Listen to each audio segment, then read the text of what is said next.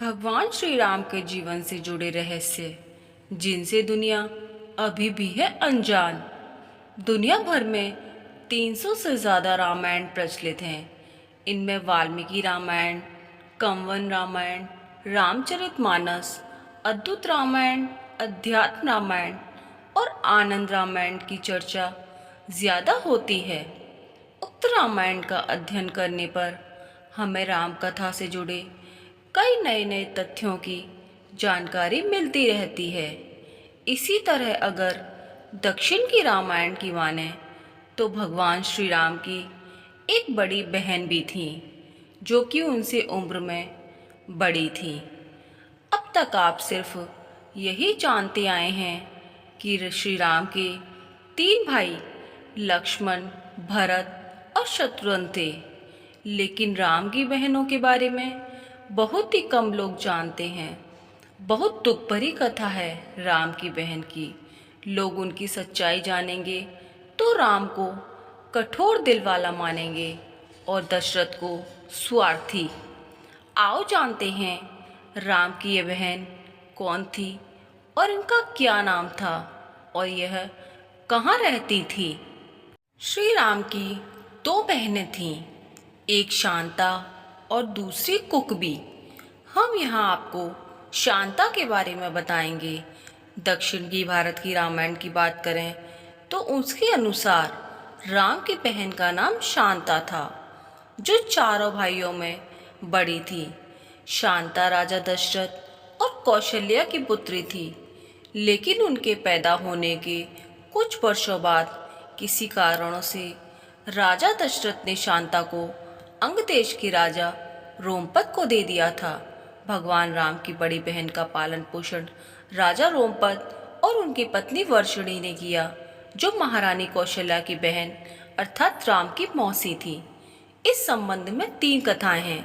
पहली कथा, वर्षिणी निसंतान थी तथा एक बार अयोध्या में उन्होंने हंसी हंसी में बच्चे की मांग की। दशरथ भी मान गए। रघुकुल का दिया गया वचन निभाने के लिए शांता अंग देश की राजकुमारी बन गई। शांता वेद, कला तथा शिल्प में पारंगत थी और वे अत्यधिक सुंदर भी थी। दूसरी कथा के अनुसार शांता जब पैदा हुई तब अयोध्या में अकाल पड़ा और 12 वर्षों तक धरती धूल धूल हो गई। चिंतित राजा को सलाह दी गई कि उनकी पुत्री शांता ही अकाल का कारण है। राजा दशरथ ने अकाल को दूर करने के लिए अपनी पुत्री शांता को वर्षिणी को दान कर दिया था।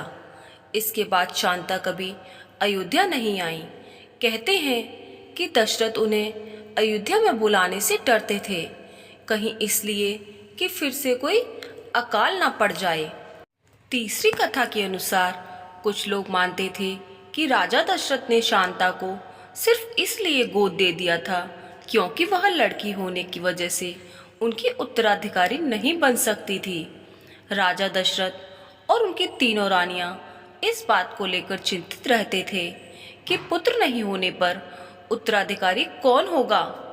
इसकी चिंता दूर करने के लिए ऋषि वशिष्ठ सलाह देते हैं कि आप अपने दामाद रंग ऋषि से पुत्रेष्टि यज्ञ करवाएं, इससे आपको पुत्र की प्राप्ति होगी। दशरथ ने उनके मंत्री सुमंत की सलाह पर पुत्र कामेष्टि यज्ञ में महान महान ऋषियों को बुलाया। इस यज्ञ में दशरथ ने रंग ऋषि को भी बुलाया। रंग ऋषि एक पुण्य आत्मा थे तथा वे जहाँ भी पांव रखते थे वहाँ यश होता था। सुमंत ने रंग को मुख्य ऋत्विक बनने के लिए कहा। दशरथ ने आयोजन करने का आदेश दिया। पहले तो रंग ऋषि ने यज्ञ करने से इनकार कर दिया था, क्योंकि बाद में शांता के कहने पर रंग ऋषि राजा दशरथ के लिए पुत्रेष्टि यज्ञ करने के लिए तैयार हुए थे। दशरथ ने केवल रंग ऋषि, उनके जो दामाद थे, उनको ही आमंत्रित किया था, लेकिन रंग ऋषि ने कहा कि मैं अकेला नहीं आ सकता, मेरी पत्नी शांता को भी आना पड़ेगा। रंग ऋषि की यह बात जानकर राजा दशरथ विचार में पड़ गए, क्योंकि उनके मन में अभी तक दहशत थी कि कहीं शांता के अयोध्या में आने से फिर से अकाल न पड़ जाए। लेकिन जब पुत्र की कामना से पुत्र कामेष्टि यज्ञ के दौरान उन्होंने अपने दामाद रंग ऋषि को बुलाया तो दामाद ने शांता के बिना आने से इनकार कर दिया था। तब पुत्र कामना में आतुर दशरथ ने संदेश भिजवाया कि शांता भी आ जाए। शांता तथा रंग ऋषि अयोध्या पहुँचे। शांता के पहुँचते ही अयोध्या में वर्षा होने लगी और फूल बरसने लगे। शांता ने दशरथ के चरण स्पर्श किए। दशरथ ने आश्चर्यचकित होकर पूछा, हे देवी, आप कौन हैं? आपके पांव रखते ही चारों ओर बसंत छा गया है। जब माता पिता दशरथ और कौशल्या विस्मित थे कि वो कौन है, तब शांता ने बताया कि वो उनकी पुत्री शांता हैं। दशरथ और कौशल्या यह जानकर बहुत अधिक प्रसन्न हुए। वर्षों बाद दोनों ने अपनी बेटी को देखा।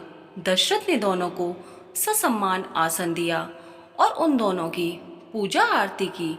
तब रंग ऋषि ने पुत्र कामेष्टि यज्ञ किया तथा इसी से भगवान राम तथा शांता के अन्य भाइयों का जन्म हुआ। कहते हैं कि पुत्रेष्टि यज्ञ कराने वाले का जीवन भर का पुण्य इस यज्ञ की आहुति में नष्ट हो जाता है। इस पुण्य के बदले ही राजा दशरथ को पुत्रों की प्राप्ति हुई।